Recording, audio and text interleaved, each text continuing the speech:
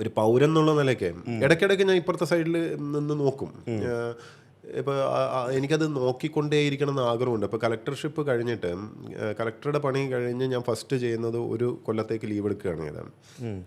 ഈ കളക്ടർ ജോലിയിൽ ഇരുന്ന് കഴിയുമ്പം എന്തോ സംഭവമാണെന്ന് പലർക്കും തോന്നിപ്പോകും. കാരണം നിങ്ങളെ ചുറ്റും പരിവാരങ്ങൾ ഇങ്ങനെ നിങ്ങൾ ഈ തമാശയ്ക്ക് പറയാനുണ്ടല്ലോ, രാവിലെ പെരുമ്പാവൂർ ജംഗ്ഷനിൽ പണിക്ക് ഒരു ബംഗാളി ഇറങ്ങി നിന്നാൽ മതി, ഏതെങ്കിലും പണിക്ക് കൊണ്ടുപോകും എന്ന് പറയുന്ന പോലെ കളക്ടർ രാവിലെ എണീച്ച് കുളിച്ച് നിന്നാൽ മതി, ഞാൻ കൊണ്ടുപോകും. ഇവിടുത്തെ ഉദ്ഘാടനം, മറ്റേ മീറ്റിംഗ്, മറിച്ച് ഇങ്ങനെ you just go with the flow. പിന്നെ മാത്രമല്ല താങ്കൾ നല്ലൊരു ഹൈപ്പിൽ നിൽക്കുന്ന ഒരു സമയമായിരുന്നു. സ്വാഭാവികമായിട്ടും ഹൈപ്പിൽ നിൽക്കുന്ന ഒരു സമയത്ത് കളക്ടർ സ്ഥാനത്ത് നിന്ന് മാറുമ്പോഴത്തേക്കിനും ഉണ്ടാകാവുന്ന കുറച്ച് പ്രശ്നങ്ങൾ, അത് താങ്കൾ വലിയൊരു റൈറ്റ് ഡിസിഷനാണ് ആ സമയത്ത് ഒരു വർഷം ലീവിനെടുത്തത്. കാരണം ഇല്ലാതുണ്ടെങ്കിൽ നമ്മൾ കാണുന്നൊരു സംഭവമാണ്, നമ്മളെല്ലാവരും ഒരു പരിധി വരെ നമ്മൾ പരിധിയിൽ കൂടുതൽ നമ്മൾ പൊക്കിക്കൊണ്ടുവരും, എന്നിട്ട് വലിച്ച് താഴിടും.